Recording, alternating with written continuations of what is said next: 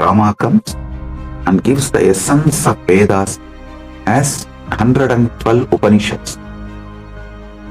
Then Krishna comes, reveals the essence of the Upanishads as Bhagavad Gita.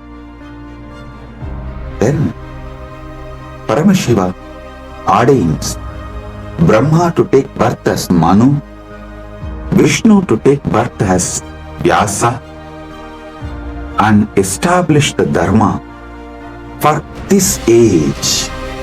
Then Brahma comes as Manu, gives Manuvadi Dharma Shastra, the Manusmriti. Vishnu comes as Vyasa, gives an amazing book of books called Brahma Sutra.